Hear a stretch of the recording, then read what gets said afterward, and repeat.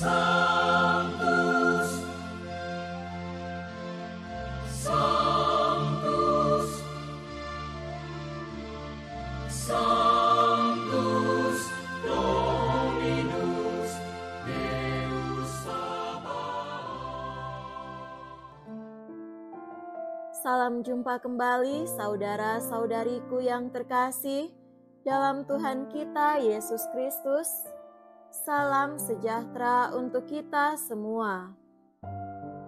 Berkat Allah yang Maha Kuasa senantiasa menyertai kita.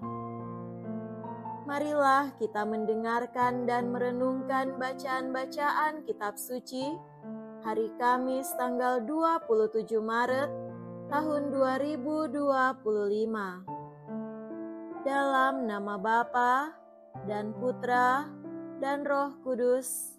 Amin. Bacaan pertama dari kitab Yeremia bab 7 ayat 23 sampai 28. Beginilah firman Tuhan. Inilah yang telah kuperintahkan kepada mereka. Dengarkanlah suaraku, maka aku akan menjadi Allahmu, dan kamu akan menjadi umatku, dan ikutilah seluruh jalan yang kuperintahkan kepadamu, supaya kamu berbahagia. Tetapi mereka tidak mau mendengarkan dan tidak mau memberi perhatian, melainkan mereka mengikuti rancangan-rancangan dan kedegilan hatinya yang jahat, dan mereka memperlihatkan punggungnya dan bukan mukanya.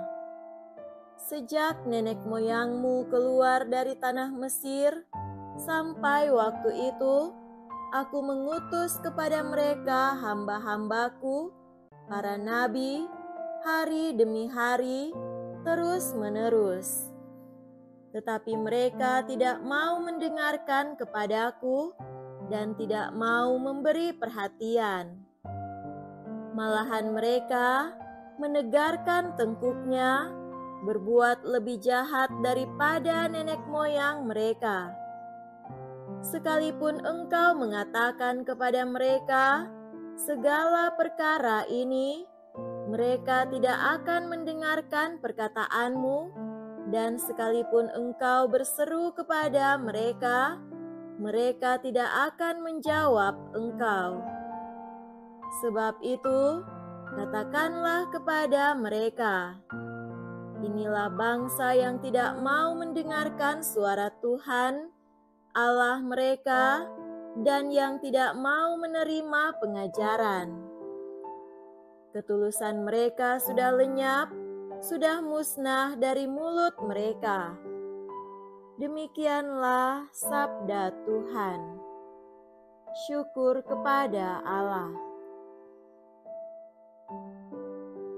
Semoga Tuhan beserta kita sekarang dan selama-lamanya.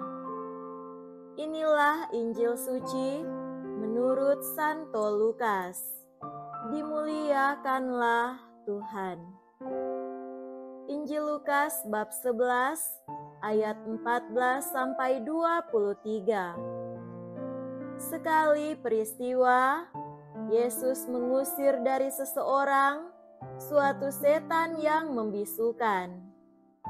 Ketika setan itu keluar, orang bisu itu dapat berkata-kata.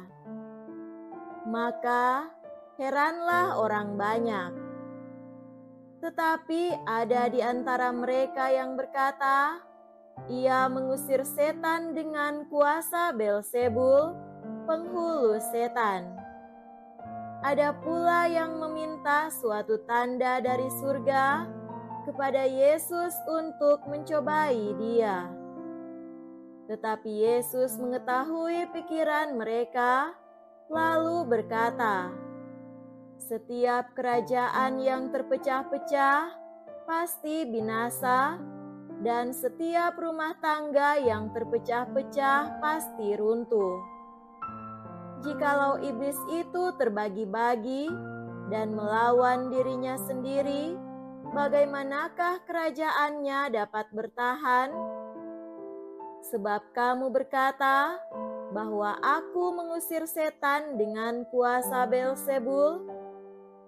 Jadi, jika aku mengusir setan dengan kuasa Beelzebul, dengan kuasa apakah pengikut-pengikutmu mengusirnya? Nah, merekalah yang akan menjadi hakimmu. Tetapi jika aku mengusir setan dengan kuasa Allah, maka sesungguhnya kerajaan Allah sudah datang kepadamu. Apabila seorang yang kuat dan bersenjata lengkap menjaga rumahnya sendiri, maka amanlah segala miliknya. Tetapi jika seorang yang lebih kuat daripadanya menyerang dan mengalahkannya, maka orang itu akan merampas perlengkapan senjata yang diandalkannya dan akan membagi-bagi rampasannya. Siapa tidak bersama aku, ia melawan aku, dan siapa tidak mengumpulkan bersama aku, ia mencerai-beraikan. Demikianlah sabda Tuhan. Terpujilah Kristus. Saudara-saudariku yang terkasih dalam Tuhan kita Yesus Kristus, tema renungan kita pada hari ini adalah menolong dalam keadaan sulit. Belum lama ini, film tentang pengusiran setan begitu marak di bioskop-bioskop tanah air. Mungkin ada dari antara kita yang telah nonton film Kuasa Gelap. Dalam cerita itu, Romo Thomas diberikan misi pengusiran setan atau eksorsisme terhadap Kayla yang mulai berperilaku aneh sejak memainkan jelangkung bersama Sila untuk memanggil arwah ayahnya. Kayla dirasuki oleh iblis kuat yang mengancam jiwanya, bahkan mengancam keselamatan ibu Kayla yang menyimpan rahasia kelam di masa lalu. Thomas kemudian menyadari ada misteri janggal di balik situasi itu. Lantas, apakah Thomas berhasil mengeluarkan iblis dari dalam diri sahabat mendiang adiknya tersebut? Begitulah sinopsis dalam film Kuasa Gelap. Saudara terkasih, bacaan Injil hari ini adalah tentang pengusiran setan yang dilakukan oleh Yesus kepada seorang yang kerasukan setan dan bisu. Pengusiran setan yang dilakukan Yesus berkali-kali membawa kebebasan bagi banyak orang yang terganggu dan tertindas oleh pekerjaan roh-roh jahat. Yesus sendiri pernah berperang melawan setan ketika ia diuji di padang gurun sebelum pelayanannya di depan umum.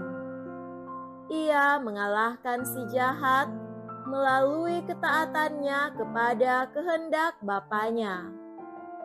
Beberapa pemimpin Yahudi bereaksi keras terhadap penyembuhan dan pengusiran setan yang dilakukan Yesus dan mereka menentangnya dengan fitnah jahat. Bagaimana Yesus bisa memperoleh kuasa dan otoritas untuk melepaskan orang-orang dari kuasa setan?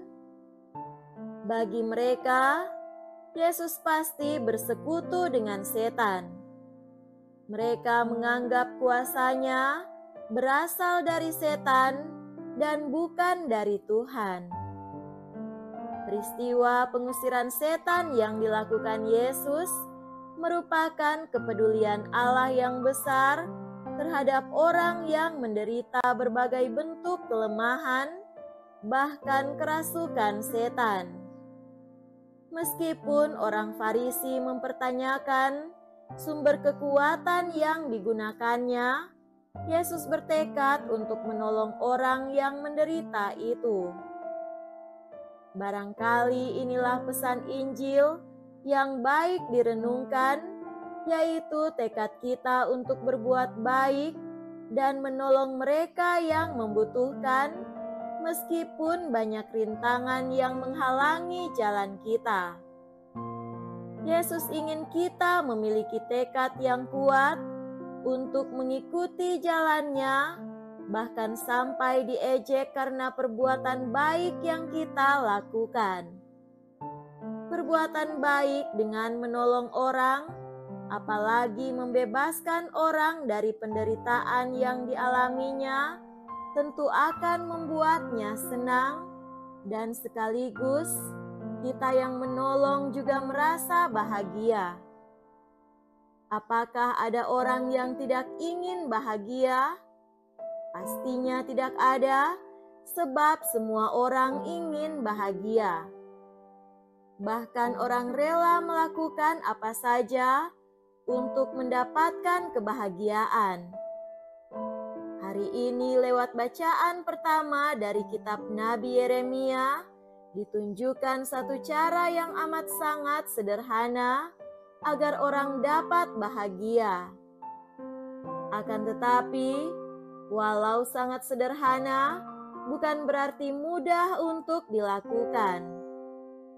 Cara berbahagia adalah dengan mendengar suara Allah dan mengikuti jalannya. Apakah kita bertekad untuk menghidupi semangat pelayanan kita sebagai murid-murid Kristus, meskipun kita mengalami keadaan yang sulit? Amin. Dalam nama Bapa dan Putra dan Roh Kudus. Amin.